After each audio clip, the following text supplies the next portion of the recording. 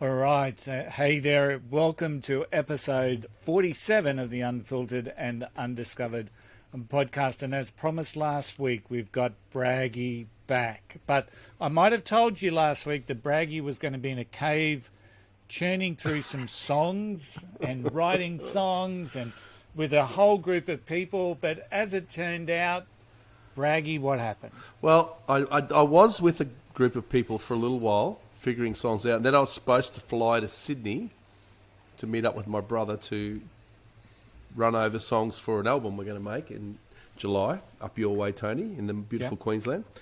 And on the day I was supposed to fly out, I started to feel a bit sick. So I thought, maybe I shouldn't go. So we managed to score some of these rat tests and, I had COVID. So I couldn't go. In a COVID cave. So I've been in isolation. So and thank you for all your tips, Tony, for the songs I should write. But I think isolation is going to be one of them. I've already started on that. So any more lyrics you can send me would be great. Yeah. So if anyone's got any inspirational song titles for someone that had 7 days or whatever in the 27th, I get out. Yeah. Yeah. So it's 14 days where you are. Yeah. So 27th, I get out. And now Yvette's Yvette's got positive. Yeah. So how does that all work now? Are you in? No, it's not. It's 10 days, Tony. I think it's 10 days. Yeah. Okay. So I got it last Thursday. Yeah. Big shout out to Browsy as well. Poor Stu. Browsy. Browsy had it as well. He got COVID. So Browsy. Yeah. And then the other thing is Nikki and Dolph. We did quiz night. Nikki did. They've got it. Mm. So Sharon and I are feeling a little bit left out because everyone's getting COVID and we're not. But don't worry. I'm not necessarily in a hurry to get it if I haven't already got it. Mate, so it wasn't too bad. Just a couple of days felt a bit crook and fine. So tell us a little bit about this album that you're putting together with your brother and your associated. Well, I've always wanted to do an album with my brother, and it's never happened. My brother's worked his ass off over the years, and he taught me how to play guitar, but he never got to do that. Never got to be in bands and have all the fun that I've had. Yeah. But he showed me music for the first time. He bought me my first guitar. Wow. So I owe him a fair bit. And all the stuff that he listened to back in the day, which is like swamp stuff. Because we're born up in Townsville, which is, to me, like the south of America, because we haven't got no alligators, but we've got crocs, We've got a few, dodgy politicians like they have there. And there's swamps, there's mangroves. So we decided that we're going to play some swampy sort of stuff. The name of the band's called Rail Motor. Okay. Did you ever live in Townsville when there was a rail motor, Tony? Yep, the old rail motor. What was it, Ayr to Townsville? I think in the old days it went to Ingham, it went to Ayr, Home Hill, and it went out to Charters Towers. It definitely went out to Mingler because I caught it once to go to the Mingler Rodeo. And Rail Motor is also the first song on your album for the Blow Up CD. Yeah, that is. So these songs are very swampy, and there's some funny lyrics in them. It's going to be a heap of fun. And we're going to go up to a little place called Agnes Water near the town of 1770. If anyone knows, it's a beautiful spot. Yeah. We're going to go record it up there. And hopefully we can get up there and do a live podcast episode. That would just be... That would just be awesome. Yeah. Wouldn't it be good to give the viewers a little insight into what it's like? I mean, we're not the greatest band to be filmed recording, but, people will get the vibe. Absolutely. Now, last week I mentioned to the listeners about a band in Maryborough called Ruin Nation. Yes. They were due to come on next week, but Luke's contacted me during the week and just let us know that their EP's going to come out. So he sent us the demos that we've been listening to. Okay. And it's a little bit of grunge, heavy, alternative sort of stuff. So with you going the swampy, it might be a bit of inspiration as well. I love the grunge, mate. But we're going to push Ruin Nation back to the EP launch so that it sort of when's that? Coincides. February, I think. Okay. February. I mentioned Alison Asarch last week. Got a new album coming out. It's called Texas to Tennessee. Comes out February 11. So American. Yeah, it is. I love it. Yeah, she's. I love the title, Texas to Tennessee, coming out February 11. And next week we've got another Adelaide musician, Dave. And who's this? Are we allowed to say, or is it a secret? To be honest, it's a lady called Amanda Smith. She's a female vocalist, and she's got a very good. She's got 2 songs, and they're to do with bullying, and they're to do with mental health. So she's got a really good, strong message. So she reached out and she said, "Hey, I want to be on the podcast." And I said, "Hey, that's absolutely love songs wonderful. with a message." Yeah, love songs with a message. And we haven't had an Adelaide musician outside of yourself. So Sam, but yeah, I know what you mean. Yeah, but someone outside of our extended family. So it's good that we've been able to do that. So if anyone else knows any musos that want to just come on, or record stores, or music stores, or long-term retail assistants in music stores, anybody's got anything to do with music. Yep, absolutely. Let's get them on the podcast. So I'm going to hand over to you, because I'm going to be driving this thing from a production point of view, but you've got put together tonight's show. So give us a bit of an overview of what we're doing. Well, we had the gap, where we didn't have anything, and you said, what should we do? And I've been in lockdown, bored shitless, so I was just like, fuck yeah. Tony, let me do this. It gives me something to do. So I just thought, I don't know, hopefully people will find it interesting. I thought I'd pick 5 albums out of my collection, 5 vinyl albums. I've actually got them here, even though we're going to do a little PowerPoint thing tonight. I've actually got the albums here, so they're actually real. Yeah, look at that. Look at that. Jeez, one. They're golden oldies, aren't they? Look at they that. Are. They're all kind of a bit old, but I mean, I'm old, so that's what I go for.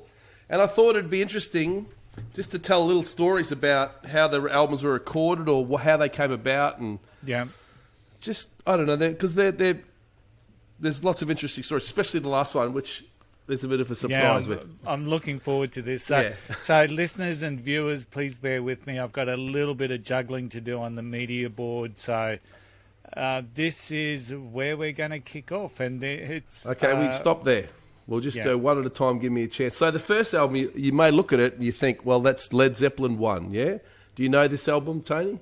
No, I don't. You don't? You never listen to much? You're not a Zepp fan? No, it's not your thing. Outside of... what Stairway to Heaven. I never really dived into Zepp. Okay, well, this album was recorded in 1968, so I really want to focus on the date for this album. So 1968, that's when the Beatles have done the White Album. So they're singing songs like Desmond takes a barrow to the marketplace. You know that song? So you imagine that's the sort of stuff that's going on around that time, Jimi Hendrix is out, so it's not... He's only just kind of starting, really. So there's nothing really heavy. And then these guys in 1968 just blow the lid off everything, because it's the first real heavy album. Yeah. And you've got John Paul Jones, John Bonham, Robert Plant, and Jimmy Page, 4 awesome musos. So think about that. But you might see on this that it's a little bit different. The writing on the top of that is in Cyrillic. It's the Russian. I can't remember what it's called. And so it's actually a Russian bootleg, but I'm going to tell you a little bit about how this came apart. So if you want to go to the next thing, please, Maestro. Yeah. I need to give you a signal. Is it going to go? Look at that. Yeah. You can't read the writing very well. I wonder if that's going to be... No, it's it'll probably come up all right. Doesn't matter. Yeah. It doesn't matter. So you've got to think about this. I want to talk about the Cold War, because this album is from... It's a bootleg from Russia. And so if you think about when World War II finished and the Eastern Bloc countries started to come about, you think about being in those countries, Tony, like Czechoslovakia, Romania, all those countries there. The wall goes up in 1961, and 1961 is the same time that the Beatles are just getting started. They're playing in Hamburg, right? So these people are missing out on that because they don't want any of that Western culture to be heard there. So unless you can go underground to hear it, you're not going to hear that, right? And this goes on for 20 years. So they miss the Beatles, really. They don't get to see them, even if you're born around that time. You don't get to see them. I wouldn't think you'd get to hear them much because, there was no records. They would screen everything that went in there. So you get to 68 when the Soviets invade Czechoslovakia and they block off that. It's another part of the Eastern Bloc. And the Beatles are virtually finished by then. That's when this album that I'm going to talk about comes out. So you missed that. 1980, the Cold War's still kind of going. We boycott the Moscow Olympics. So then we're into AC/DC territory there with Back and Johnson. No, you don't get to hear that. All the way through to Kylie Minogue before the wall comes down. Wow. So, but there was still music going on in there, but it was all underground and it was all dodgy. I mean, most of the music that was in there good work, Tony. I love you. Most of the music that was going on was underground, and anything that was not underground had to be sung about. Like if you're in North Korea, it had to be sung about how good the Soviet and the Communist Party was, But there were guys and people, obviously, who loved rock and roll and could get hold of it somehow and hear it and loved it, and so much that they were willing to risk, going to jail for it. And this guy is a legend, Andre Tropillo. He starts out in the 70s, and he works for the University of Leningrad. I think he's in the geophysics department or something, and he manages to hire a room from the university, and he gets hold of this recording equipment that they would have had for something else, and he starts like a little recording studio. This is in the early 70s. And then he starts promoting. He starts getting bands because there's rock bands, but they're just under things. So he starts organising these rock concerts.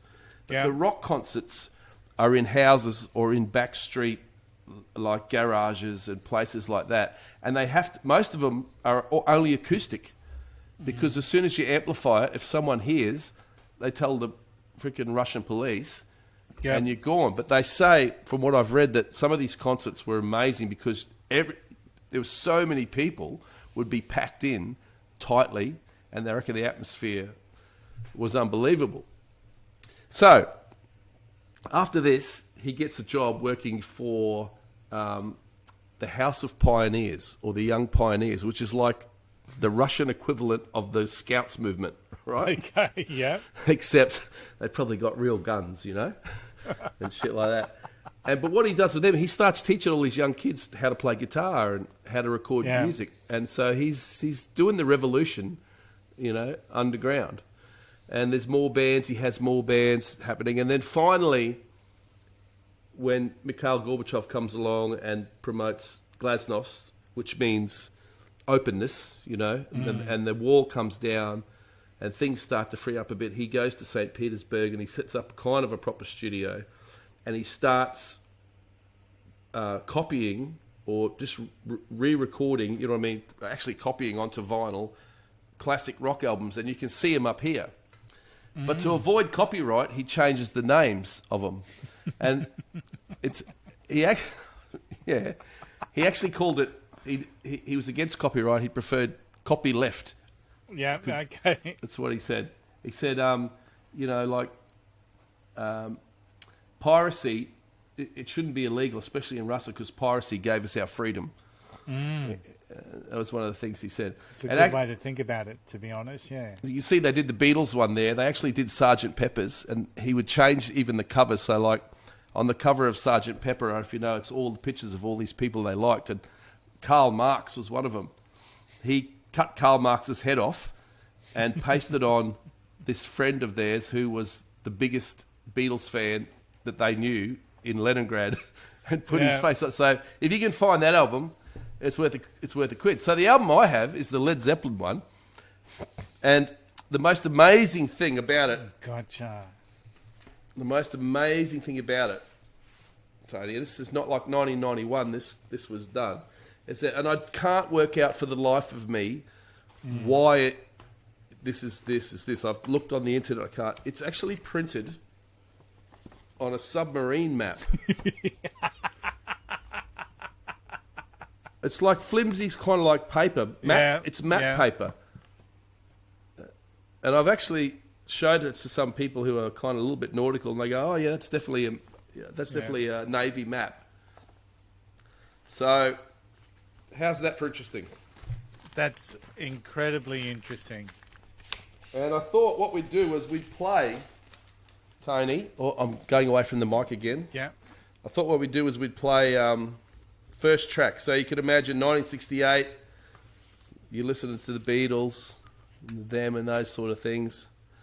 And then this band comes out, and this is the first freaking song, first track of their first album. And it kicks.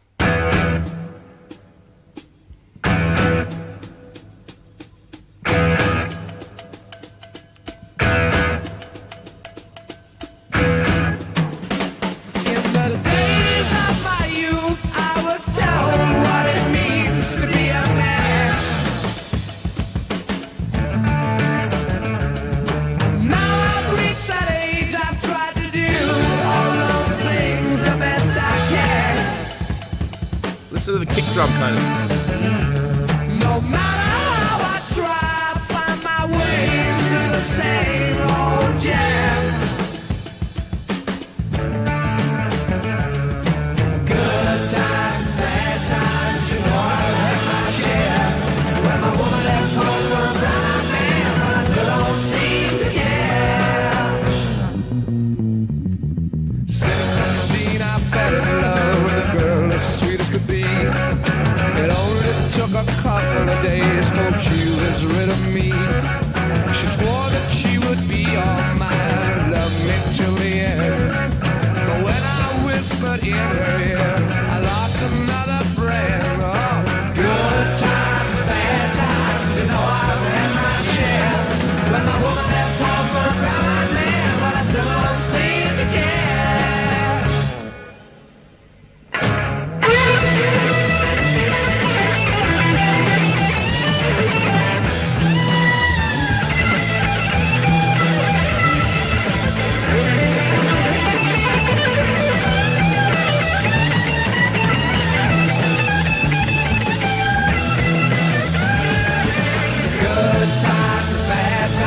You know I've had my share.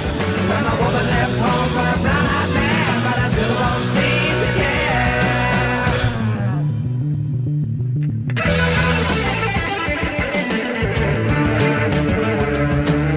I know what it means to be alone. I sure do wish I was at home. I don't care what the neighbors say.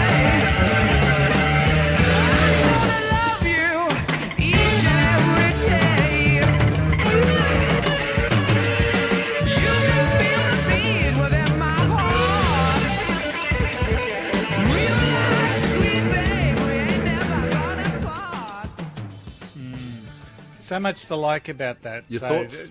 Yeah, the vocals have always stood out with Zepp, but then on that particular one, as you were saying, the drum, and the bass, sort of, so all great musicians. And John Bonham, it's weird. It's his first album he plays on, and he's fully formed. He's already the best drummer in the world. You know, it's crazy. Yeah. Okay, so, not that one. One before. And I find it interesting that they would have been really just focused around no music, and then all of a sudden that becomes... So that was a total bootleg. So Led Zepp made no money out of that album that you got, I take it. No money out of that. I don't know if they make money out of it now. I don't know how that's worked since then, but... No, so he just had copies, and he just copied them, and then to get around the copyright, like I said, he just changed the names because they'd only just opened up, you know. They'd only just ventured dipped their toe into capitalism. They didn't know what was going on. But even so, being one of those bands, I mean, you know, whether it's the Beatles or Pink Floyd or Led Zepp, I mean, what an honour. ultimately. Oh, you'd think so, hey? What an absolute honour having your music bootlegged, and that was going to be the first foray into rock and roll in the country. Yeah, and people probably doing covers of their stuff, risking their lives playing your music because they love it so much. The power of music, it's unbelievable. Yeah. So what's this one about? This is a band called Klaatu. What a name. Klaatu. Yeah, and the name of the album is, even though it's not on the album cover, is 3:47 Eastern Standard Time. Right? Okay. So, now these guys are... This is right up your alley, I reckon, Tony. These guys are from Canada. And they started around 73, and this album came out in 77. I think they had... Yeah. I don't know if they did an album before this. I'm not sure. They had, I think, some singles. So they're from Canada. And they're just nerds, these guys, right? And they're right into prog rock, but they're also really into the Beatles' latest stuff, like the Sgt. Pepper stuff with all the brass and all the string. You know how that music, all that really pompous. I mean, I love that, but that sort of style stuff. And so if you go to the next slide, you'll see these three guys. Can we do that? Yep. So there they are. The prog rock nerds. The prog rock nerds. Look at them. I think they're a bit older there because I think no one knew of them back then. Yeah. And so they released this album, and the reason, the way they get their name, this is how nerdy they are, the way they get their name is from a movie. And if you show the next slide, you'll see. It's from a movie called The Day the Earth Stood Still. Yeah. It's a 1951 sci-fi movie. You know, remember those old early sci-fi movies, right? And the guy comes out and the spaceship lands on Earth. It's like a Close Encounters. The spaceship lands on Earth at guess what time, Tony? 3:47 Eastern Standard Time. And the guy who comes out of the spaceship, he's like the ambassador for the aliens. His name is Klaatu. So that's what they call their band. Klaatu. So they released this album, right? Yeah. And it doesn't get much of a response, even though I think there's some good songs on there, and there actually is a couple of good songs on there. There's nothing, right? And now you got to remember, this time, this is late 70s, but the Beatles have broken up in 1970, 71, and they're all doing their solo things, and everybody on the planet wants the Beatles to get back together. But they just no, they're not doing it. They get offered millions to go and play gigs to come back together and play a gig, but they refuse. Everyone wants to hear them again. But they can hear how McCartney's playing, and they can hear how Lennon does, and they can hear how Ringo plays. So when you listen to this album, it sounds very much like the Beatles. Even the guy singing sounds like Paul McCartney in this track I'm about to play you. And so in 1977, this guy in America listens to the album more deeply and writes an article and says, I think this album... Because the other thing about the album, Tony, is that, and I could show you here, is that there's no... On the back of it, there's no credits. And even on the record itself... It just says all songs by Klaatu. It doesn't say who plays on it. It doesn't say any bios. Doesn't say anything about producers or anything. It's just got the names of the songs, and they're all written by Klaatu. So it's very mysterious. No one knew who it was, right? And one of the things that led even more... There you go. You can see it. One of the things that led even more to the rumor was that Ringo fucking brings out an album in 1974, and he's got this fucking Klaatu character. He's dressed up as him. If you could, I think I've got a picture of that. So, is there this conspiracy thing that it starts getting more and more and more? So, 1974, Ringo brings this out. Look, it's the same dude. He's coming out of the same thing. So everyone starts to believe this guy's article, saying, "Fuck, this is probably the Beatles," because that's why. And it turned out that Capitol Records was actually the Beatles publishing thing in America as well. So that added to it. And the Capitol, they would put out these little things about Klaatu, but they would never say who they are. So they knew that this was going to help sell albums. Yeah. And it did. So they ended up having a top 40 hit with a song called Calling Occupants of Interplanetary Craft, which the Carpenters recorded. Yeah, they did. Yeah. So that song's on this album. So I just love the fact that, yeah, they just because of one article, they made a lot more money. So I'm going to pick a song, and this one sounds the most Beatles if you listen to it. But it's pretty long, so you might want to play it all. Yeah. So this is Sub Rosa Subway? Sub Rosa Subway by Klaatu.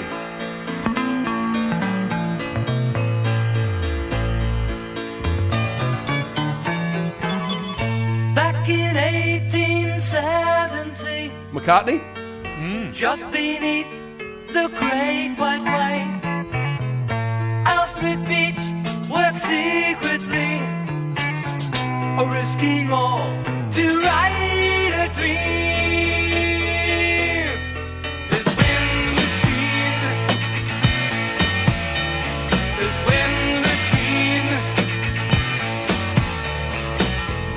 New York City and the morning sun were awoken by the strangest sound. Reportedly as far as Washington, the tremor shook the earth as our feet. Through underground, through underground, he flew underground.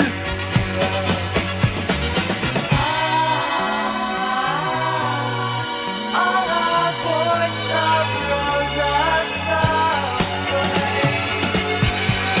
And you wonder who's been digging underground. It's Alfred. It's Alfred. It's Alfred. Poor Al. Oh no.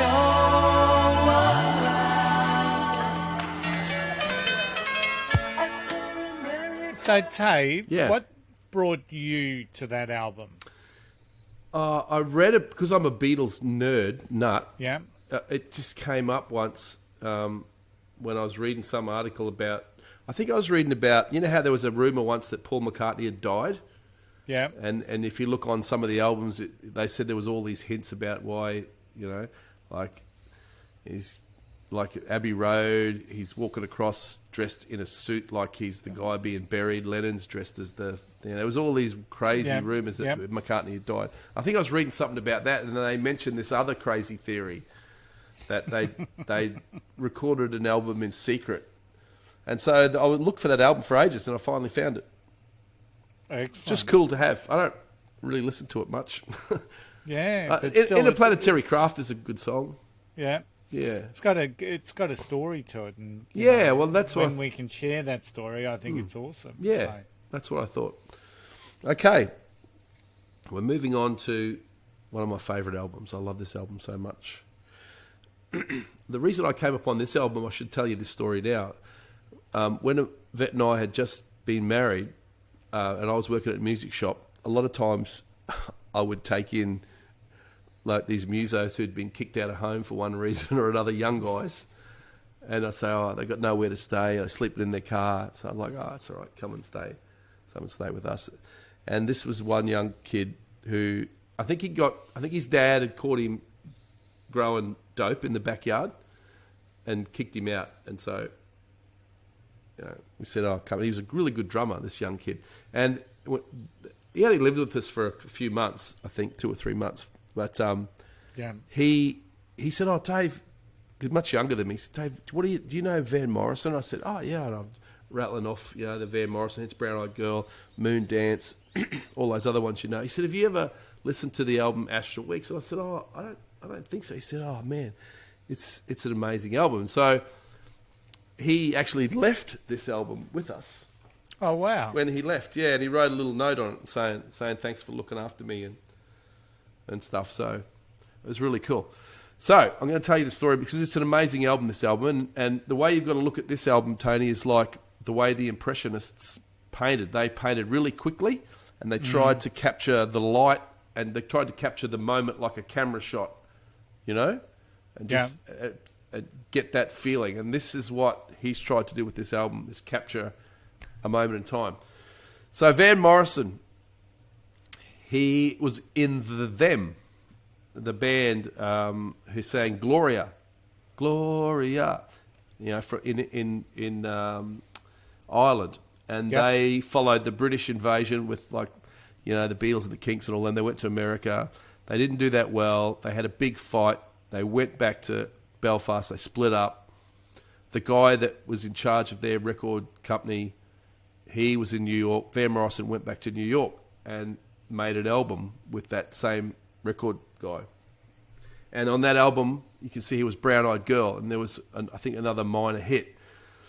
Anyway, it's 68, 67, so the hippie things start, and everyone's trying weird shit, and Van Morrison wanted to do that, but his manager wasn't into that, and his manager also happened to be involved in the underworld in New York City, right? And so they had, you know, artistic differences, and so he wanted Morrison to make more poppy stuff. He didn't want to do that. They argued. One day, this guy has a heart attack and dies, and his wife takes over the company, the record company, and she blames Morrison for causing this guy's heart attack, right? Oh, wow. Saying that it's all the stress you've put him under. Yeah. Right? And so he doesn't know what to do. She says that you've still got to fulfill your contract and make another album. He doesn't want to do that. He tries to play gigs around New York, but because this guy and his wife are involved in the underworld, no one will book, no one wants to touch him. I think Neil Diamond was with the same guy and had the same problems. And so things go on for a bit, and then eventually she finds out that the contract that he signed, there's a loophole where he hasn't signed his immigration papers properly, and she can deport him. So she tells the authorities that he's a legal immigrant. This is Van Morrison. He's going to be deported. So what does he do? He marries his girlfriend like that. Yeah. And he's safe. And they move to Massachusetts, get out of New York because the shit's going down there. And he starts playing acoustic stuff because, you know, Bob Dylan's doing the acoustic thing, and it's Peter, Paul and Mary. He thinks, I'm going to do that sort of stuff. And he hooks up with this bass player from a music college and another guy who's another college, you know, music student who plays sax. And they start doing these gigs around Massachusetts and gets a little bit of a following. And these guys from RCA, I think it's RCA, there's the three guys playing in these little clubs. These guys from RCA come and said, oh, we should go and check out that Van Morrison. He's signed to that company, but maybe we can, you know, because that song Brown Eyed Girl was good. So they go down, and he's not playing anything like that poppy stuff. He's playing stuff that's a little bit, you know, more creative and a little bit more out there. But they still sign him, and they negotiate their way out of the contract. And the way they do it is that he still has to write so many hours worth of songs. So he writes 36 nonsense songs, and he puts them all on one album. and that's how they gets out of the contract. Oh, wow. I know, right? Back in the day. Anyway, they said, okay, well, you know, you can make an album, and they weren't really happy with the direction he was going. They wanted him to do pop as well, but, you know, it's a bigger company, just see what happens. Because in them days, everyone was experimenting. Yeah. You know, just give it a go. You never know what happens. And so the guy he gets to produce realises he's a little bit into jazz, so he hires these 4 amazing jazz musicians, right? Yeah. If you go to the next slide. And these guys have played with, like, jazz legends like Charlie Mingus and, all these great... These guys are right up there in the jazz field. There's a bass player, a guitar player, a percussion player, and a drummer. So the poor old bass player that he had, virtually he's just out of a job, right? And they record this album, Tony, in 3 days, in 3 sessions, right? The whole album.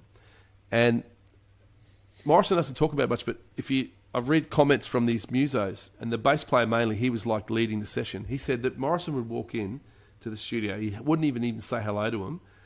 He'd go straight into the vocal booth with his guitar, and he'd play once through the song so the guys knew how it went, and then he'd say, ready to go, and they'd say, what do you want us to play? And he said, just play what you feel.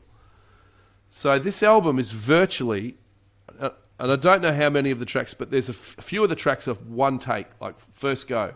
Make it up as you go along, and the musos only having heard him play through the song once with his acoustic guitar. Wow. And he's also improvising with the singing as well. Yeah. And the words are beautiful. There was one quote from someone who said, and the album didn't do really well at the start, but since then it's like, I think Rolling Stone magazine have it in their top 50 albums of all time because of the fact of how quickly it was made and what they captured when they did it. So when you listen to this, imagine that I think I picked Madame George. It's a bit too long to play the whole thing, but he starts out in the acoustic, and these guys are listening, and they just come in and they're making it up as they go along. Excellent. How about that? That's a great story.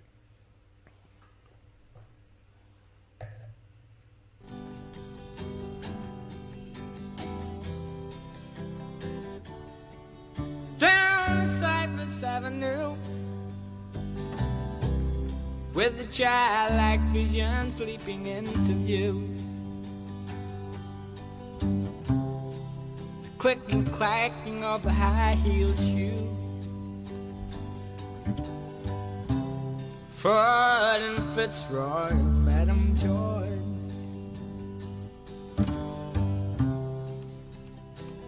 Marching with the soldier boy behind.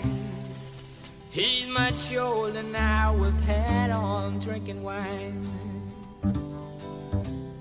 And that smell of sweet perfume comes drifting through. Oh, the cool night air like Shalimar. And outside they're making all the stops. Kids out in the street collecting bottle tops. Gone for cigarettes and matches in the shops. Happy taking Madame Joy. Oh, that's when you fall. Whoa, whoa, whoa, whoa, whoa, whoa.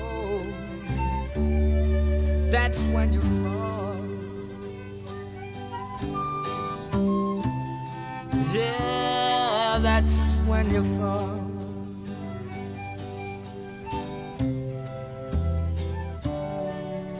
When you fall into a trance, sitting on a sofa playing games of chance,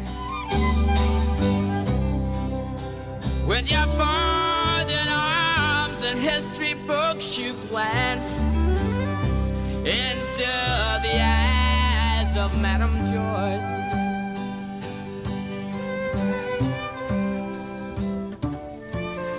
And you think you found the bag.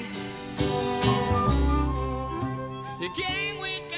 So while I'm listening to that, I'm just sort of thinking about that whole process there that they've put that together. It's just phenomenal. So, I mean, it is brilliant. But if you think the song's 3 chords, okay, so it's 3 things, and these guys being jazz guys, they'll know, okay, it's G, A, and D. They know that before the start because he's played it through once.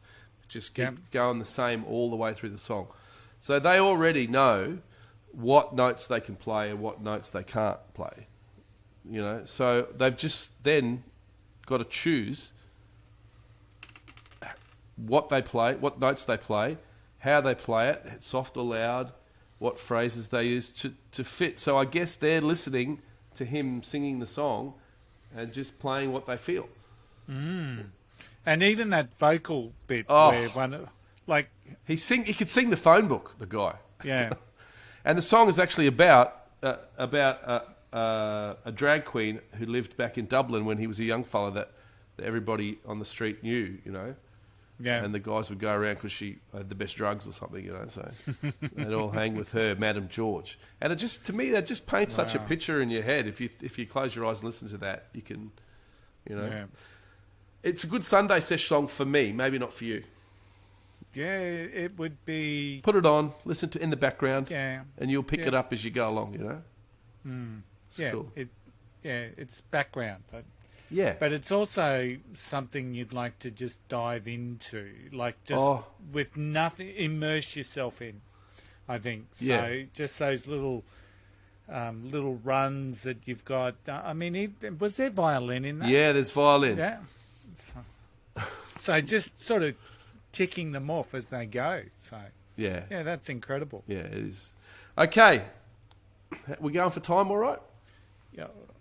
I haven't been keeping track. Good. So That's good. we go.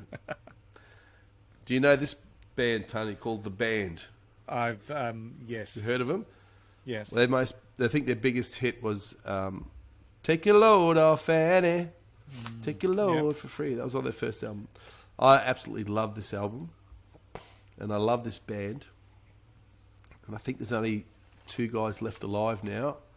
The guy on the far right, Robbie Robertson, who wrote most of the songs, and the guy with the big beard, Garth. Yeah. So these guys, they started out... well, there was a guy, if you go to the next page, there was a guy called Ronnie Hawkins. And Ronnie Hawkins in America, back in the late 50s, was like an Elvis copy, right? Because everyone copied Elvis. And he was from Canada, but he'd do this big tour, go right down to the south of America and right back up again and just play show after show after show. He did it for years. And what he'd do was he had a band, right? And then in those days you'd go and play at a venue and you'd have a support, you know, have be a couple of bands on. And if there was someone in the support band that was better, like a better guitarist than anyone in his band, he'd get the guy up to play like a duel, you know? Like they'd both play. And if the guy in the other band was better, he'd just tell the other guy, sorry, mate, you're not in the band anymore. I'm taking this guy. And so he built this unbelievable band for the day. Yeah.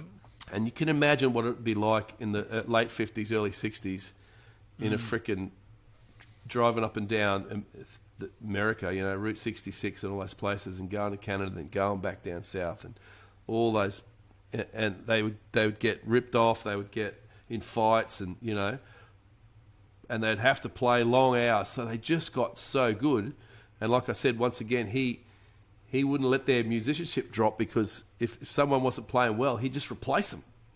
Wow. So in the end, they got a bit sick of him because he was also a very, like a churchy guy. He didn't want him to, and we're getting into the 60s, you know, the guys are smoking dope. He didn't want them to smoke or drink too much. And they were young boys, they were partying. So eventually they left him, and the drummer, Levon Helm, became the leader of the band, and they called him Levon and the Hawks, I think, or something like that. Anyway, after Ronnie Hawkins had left. And if you go to the next one, they gigged everywhere, and then they finally moved to New York. They met Bob Dylan. And Bob Dylan at that time was just going electric. He'd stopped playing the acoustic guitar and he was going to play electric guitar, and all the folk guys hated that. And so he realised that when he went on tour, he was going to get a lot of shit. People were going to boo him and stuff. So he said, I need a band who's tough on the road. And there they were, right? So he got Levon and the Hawks to be his backing band, and they went and played. Didn't turn out that well. I mean, they went to Europe and everywhere, but they just got booed a lot. And the boys got sick of that because they were used to playing for cheers, you know, even though they were getting to back the great Bob Dylan. And so then Bob Dylan, I think, had his motorbike accident, so he was out of luck for a while, and they moved to Woodstock, and they bought this house down the bottom. You can see that picture, and it's a big pink house, and they made their first album called Big Pink, which had that song we just talked about, Take a Load Off Annie, on it. Yeah. And then they played at Woodstock, and they became quite famous, and they got a little bit of money. and they decided, let's go and make an album now, something we really want to make. So they went to California. They went to Los Angeles. Yeah. And this guy they knew hired the house where Judy Garland and Sammy Davis used to own it at one point, and they just ripped the guts out of it. They didn't buy the house; they just rented it, and they put a whole studio in there, called it their clubhouse, right? Yeah. And the songs on this album, Tony, for the time, it's not folk, it's not country. It's very hard to put this music in a pocket. But those songs they sing about people, they sing about places and old times, and just because America was 60s was space age, and they kind of took the music back to an older time. And the song I just love every song on this album. The one song I want to play is a song called "The Night They Drove Old Dixie Down," and I'll tell you the story about that. Levon, there you go. The drummer was from Arkansas in the deep South, and we're in the 60s. We've as we've covered before in the protest songs. There's the human rights movement and stuff, and all the Confederate states down south that had the slaves. They were all kind of frowned upon. And Levon's family actually,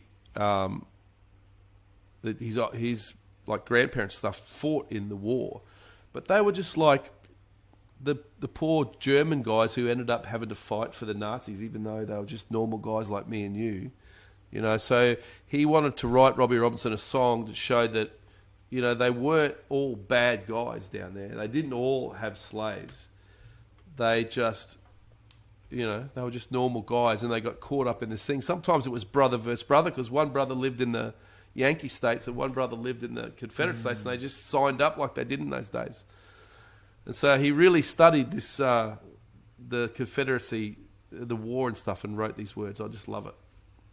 And it's live here too, so you can see how good they are.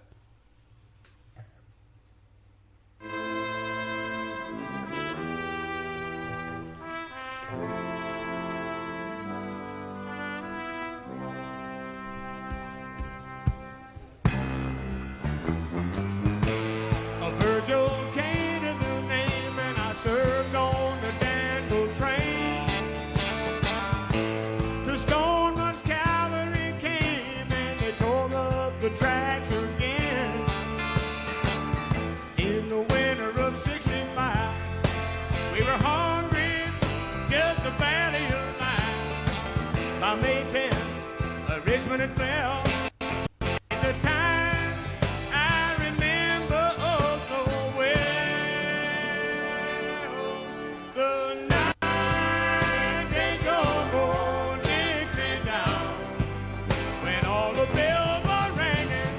The night they drove old Dixie down, and all the people were singing.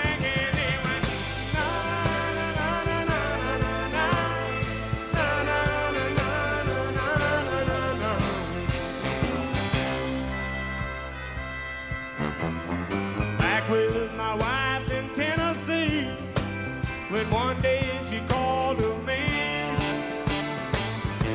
said, Virgil, quick, come and see, there goes the Robert E. Lee.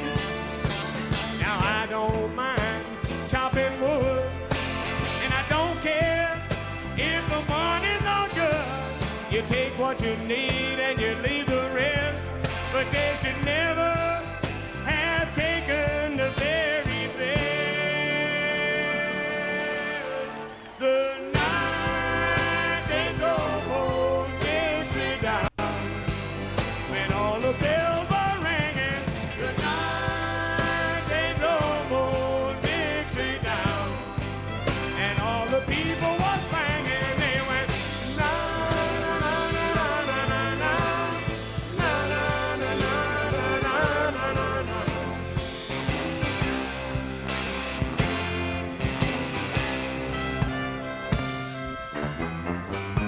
Like my father before me, I will work the land. And like my brother above me, who took a rebel stand, he was just 18, proud and brave, but a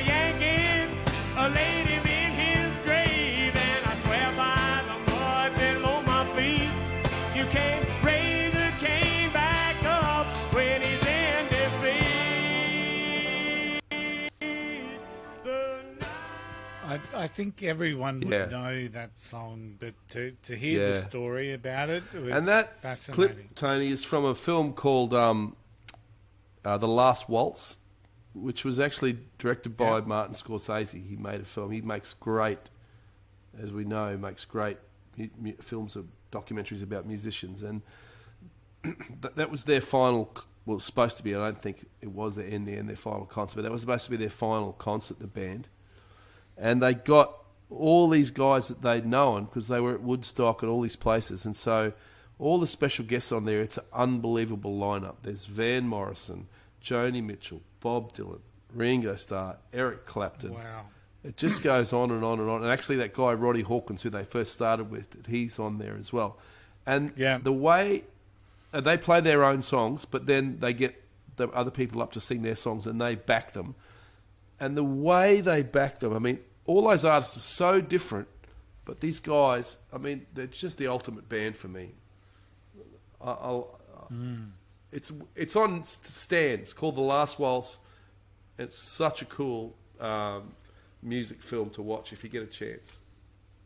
You'll fall in love with it. Excellent. Okay, last one. Into Australia. Yeah. So this is more like your thing, Tony. So this is their first album. So you had Robbie Hurst and Jim McGeaney and stuff. They started out, they were at college, and they put an ad in the college paper, we need a singer, and fucking Garrett shows up, and all of a sudden Midnight Oil's filmed and formed, and they start doing gigs around Sydney. And so I'm going to leave this. I've got a great mate of mine who I've known since I was playing upstairs at the Exchange back in the 80s, late 80s, early 90s. He's G'day. I'll just let him tell the story. My name's Jono. This has been filmed in a motel car park in Cairns. My good friend Tate has asked me to tell you a story about Midnight Oil and Powderworks. You know, you get the album covers, and on every album cover on the back, you know, the band thanks everybody for helping them get to where they were. Nobody knows most of the time who those people are. But I can tell you a story about one name on the back of that album cover. I grew up in Sydney, young lad, 19-year-old, got my first job in the ANZ Bank suburb of Chatswood, which is upper North Shore in Sydney. Main road was Victoria Avenue, used to run from Willoughby to Chatswood train station, and then another 300-400 metres to, I don't know why I looked that way, to Pacific Highway. And I worked, first job was ANZ Bank, 457 Victoria Avenue, Chatswood. So if you walk out of the branch and you look across the road, there's the Chatswood railway station, and on the right hand side there's a pathway that you could go walk down to the rest of the Chatswood suburb, underpass and so on. But halfway up the walkway, you turn right, there's a laneway, and you know those suburban laneways where you've got the garages backing onto it, fences and all that sort of stuff. And probably about if you turn up that laneway, maybe 6 or 7 garage on the left, that's where Midnight Oil practiced. And when they practiced and you were within 200-300 metres of their garage, you could absolutely hear it. And they used to bank at 457 ANZ Bank, Victoria Avenue, Chatswood. And there was another young lad that used to work with me, also Johnny. You know, 2 young Johnnies, bank tellers.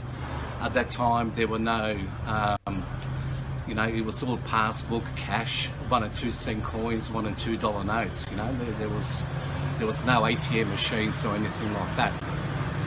And I clearly remember probably every Monday when, someone else is just checking in now. He's nearly gone. Every Monday morning, Robbie Hurst from Midnight Oil used to come in with the manager at the time. I'm pretty sure his name's Tim. I could be wrong, but I think it is. He used to come in and, deposit their money into their little, passbook from the door takings from all the venues that they played over the weekend. And I remember at that time too, around Sydney, it was all the great bands, Oil, Chisel, Angels, In Excess, AC/DC, Dragon, Australian Crawl, they're all pub bands, and they used to progress to some of the bigger venues. And the biggest venues, like bigger crowds at that time, probably Manly Vale, Bryant's Hotel at Manly Vale, there would have been Parramatta Leagues Club, Castle Illawarra Cell, and probably the most popular of all would have been Bondi Lifesaver. And again, at that time, there was no social media, there were no mobile phones, so it was all word of mouth. And the more bands played in pubs, the more popular they got, and they started playing bigger venues. So, because the bank with us, I remember one time our bank manager walked into the branch, and he said to me and Johnny, he said, Midnight Oil, they're a good band. Have you heard of Midnight Oil? I said, yeah, we've seen them around a place, they're really popular, they're a really, really good band. So we didn't know at that time that they actually asked for a loan, I don't know how much for, from the bank manager. And on that brilliant financial advice from the two Johnny bank tellers, he gave them the loan. And the story goes that down the track, he got in trouble from the head office. Financial shit, no security and all that sort of stuff. But over the years, it goes now, it shows that that was repaid 1,000 times over, considering the success and fame and fortune that Midnight Oil had worldwide after that. So if you look in the back of that album cover, you will see all the thank yous. And I can tell you now that the wonderful bank manager that we were working for, that gave the loan to Midnight Oil, his name is Mr Willis, and there is on the back of that album cover a thank you to Mr Willis. So that's the story behind that name. At least you know that now. Thank you very much for listening. And so the reason they wanted the loan was to make that album. Wow. So let's listen to him. I this love is very this too. early This is pumping, Midnight Oil. Woo! Midnight Oil. What a story. What a story. Thank you, Mr. Willis. Yeah, because ultimately Midnight Oil may not have existed if that album hadn't have come out. Never know, mate. You never know. Braggy, thank you for your work tonight. That was Thank you for I hope the letting me audience entertain myself. Enjoyed that. In lockdown, Tony. I really appreciate it. I do. And we have been going. You asked for a time check. We've been Perfect. going for just Timed on it. an hour. So with that, I think we'll sign off. I don't have a 7-inch I didn't bring one single either, but we because had I all thought those that- 12 inches, so... Yeah. So I thought after 5 albums, people might be Fair enough. vinyled out. But next week, we're speaking with Amanda Turner. Is the lady's can't name wait. from Adelaide. Female singer with You a gonna message. send me her songs? Mental health.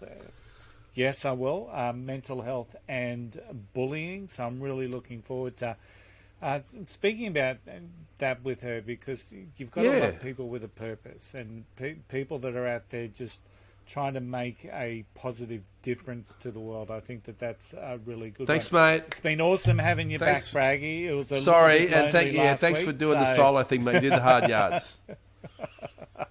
Okay? No worries. Next week, Amanda Turner. Thanks for tuning in. In the words of Jagger and Richards, it's only rock and roll, but I like it. We'll see you all again See you, mate. next week. See you guys.